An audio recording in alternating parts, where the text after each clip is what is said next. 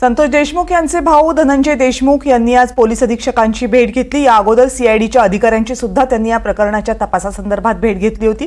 बीडचे नवे पोलीस अधीक्षक नवनीत कावत यांची भेट घेऊन त्यांनी संतोष देशमुख यांच्या हत्या प्रकरणातल्या तपासाची माहिती घेतली।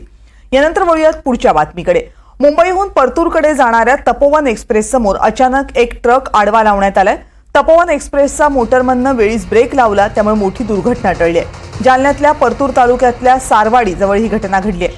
हा ट्रक रेल्वे ट्रॅकवर लावला कुणी, याचा शोध सध्या घेतला जातोय। आपले प्रतिनिधी लक्ष्मण सोळंके या संदर्भात आणखी माहिती आपल्याला देतील। लक्ष्मण, काय प्रकार आहे हा सगळा? ऐन रेल्वे ट्रॅकवर हा ट्रक एवढा मोठा आला कुठून?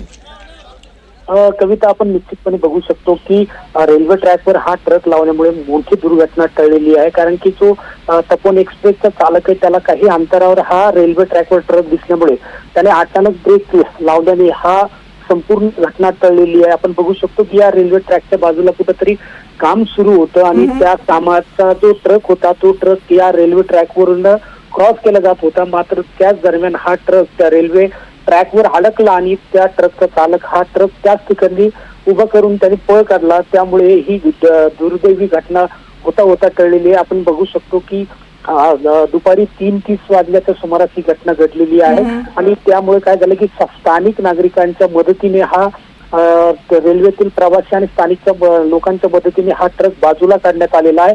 मात्र या घटनेमुळे जवळपास तपोवन एक्सप्रेस असेल, नरसापूर एक्सप्रेस असेल, औरंगाबाद एक्सप्रेस असेल, ह्या तिन्ही गाड्या उशिराने धावलेल्या आहे आणि आपण बघू शकतो की हा ट्रक ऐन रेल्वे ट्रॅकच्या मधामात उभा असल्यामुळे या ठिकाणी मोठी दुर्घटना होऊ शकत होती। मात्र तपोवन एक्सप्रेसच्या चालकाच्या ही बाब लक्षात आल्यामुळे आता ही दुर्घटना टळलेली आहे। आपण बघू शकतो की रेल्वे पोलिसाचा प्रशासन त्या ठिकाणी दाखल झालेलं आहे आणि या ट्रक चालकाचा आता शोध घेतला जात आहे। कविता, निश्चितच मोठी दुर्घटना होऊ शकली असती जर चालकाच्या मोटरमनच्या वेळीच लक्षात आलं नसतं तर, कारण अगदी ट्रॅकच्या मधोमध हा ट्रक जणू काही पार्क करण्यात आला अशी परिस्थिती आहे।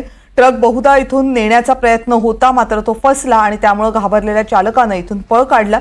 आता या ट्रकचा मालक आणि चालक नेमका कोण आहे याचा तपास पोलीस करतायत। धन्यवाद तुम्ही दिलेल्या सगळ्या सविस्तर माहितीबद्दल लक्ष्मण।